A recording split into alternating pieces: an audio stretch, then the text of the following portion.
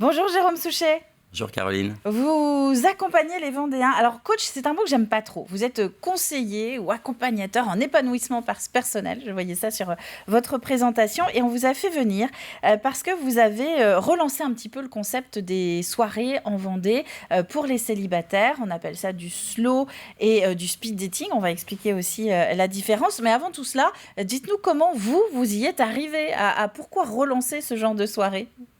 Alors, dans le cadre de mon activité, donc je suis coach de vie en épanouissement personnel, ça c'est le vrai terme, et psychopraticien en thérapie individuelle et en thérapie de couple.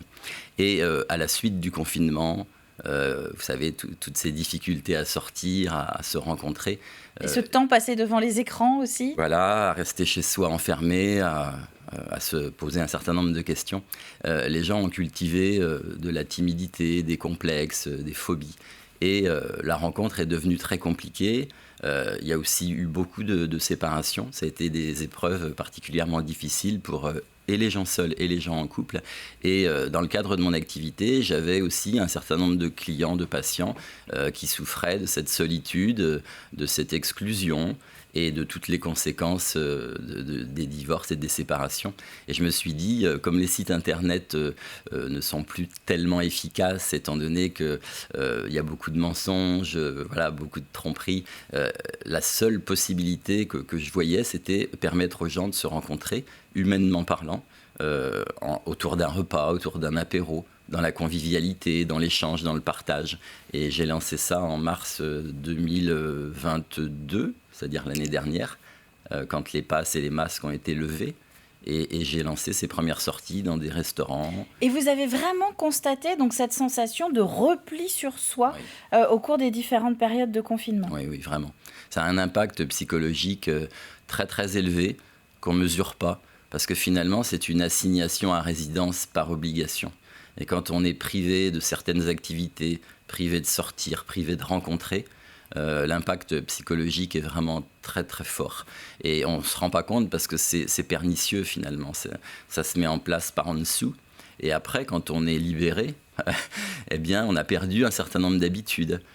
Qu'il faut réapprendre. Qu'il faut réapprendre, tout à fait. On est constitué d'habitudes. Et c'est les habitudes qui donnent confiance. À force de répéter la même chose, on prend confiance en soi. Alors, ce qui est intéressant aussi, c'est que vous nous dites qu'en gros, Internet, qui était un peu présenté comme un super outil pour faire des rencontres il y a quelques années, aujourd'hui, c'est un petit peu dépassé. Alors, c'est mon point de vue. Ensuite, c'est un certain nombre de constats que les gens me font. La plupart du temps, dans les soirées, ça m'arrive de poser la question qu'est-ce qui a l'expérience du site internet ? Je peux vous dire qu'il y a à peu près 8 personnes sur 10 qui lèvent la main. Et qui en est satisfait, personne ne lève la main. Donc ça montre bien qu'il y a un résultat dans l'ensemble assez négatif, enfin pas très représentatif de l'attente qu'on en a. Et il y a beaucoup de déceptions, il y a même des traumatismes, il y a des gens qui sont trompés, qui sont maltraités. Il y a une dame il y a quelque temps qui m'a dit qu'elle a failli être violée suite à une rencontre. Alors ça reste des cas exceptionnels, mais globalement, la rencontre sur Internet est une petite exception. Alors, comment ça se passe avec vous ? Voilà, pendant qu'on discute, on a quelques images pour voir un petit peu l'ambiance. Justement, on voit beaucoup de sourires sur les photos que vous prenez de ces soirées. Vous lancez des messages d'ailleurs, oui, comment ça se passe ? Votre fichier, qui sont les gens qui répondent à vos annonces ? Alors, à vos propositions de sortie ? Alors, j'ai fait trois catégories d'âge. Parce que les écarts d'âge dans les rencontres posent un certain nombre de problèmes. Au-delà de 15 ans d'écart dans un couple, il y a une différence d'expérimentation. De génération ? Voilà, de génération aussi. Et j'avais fait 3 tranches, c'est-à-dire 30-45 ans, 45-60 et 60-75, parce qu'il y a aussi une grosse demande pour les gens qui sont à la retraite. Et donc, ce sont des soirées, finalement, autour d'un apéro, où je vais présenter comment ça va se passer pour donner un petit peu confiance aux gens, parce que pour certaines personnes, c'est une première. Donc puis ça doit être très compliqué les premières minutes quand on connaît personne dans ce genre de soirée. Parce que là, ça y est, vous nous mettez à nu, quoi. On n'est plus derrière l'ordinateur. Voilà. On retrouve le contact humain. Oui, tout à fait. Donc ça peut être un peu brutal. Alors je donne quelques conseils en disant que la personne de droite ou de gauche n'est pas plus douée parce que c'est aussi la première fois. Il y a aussi des gens qui viennent depuis plusieurs fois, donc ils commencent à être habitués. Mais c'est vrai que ces premières minutes, c'est simplement se présenter dans la sincérité, dans l'authenticité, être un peu positif, souriant, un peu dynamique, un peu drôle. Enfin voilà, c'est un moment de séduction.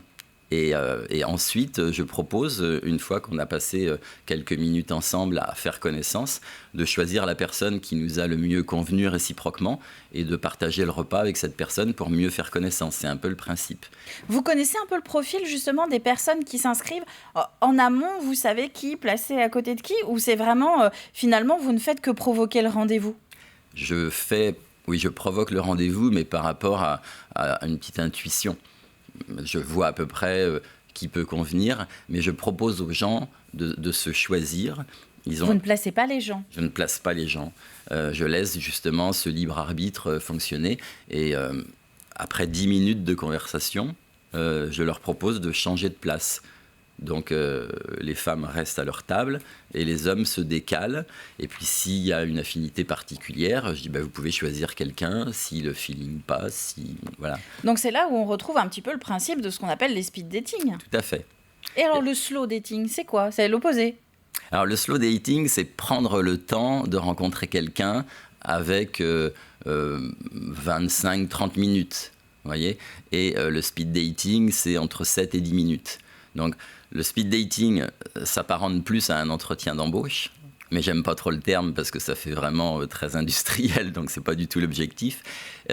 Mais c'est quand même la méthode. C'est-à-dire que si ça met la pression en plus. Ça met un peu de pression, mais si on veut se donner les chances de rencontrer quelqu'un, c'est quand même plus intéressant dans une soirée de pouvoir discuter avec 4, 5, 6 personnes que d'être à table avec quelqu'un qu'on ne connaît pas. Ça va durer une demi-heure.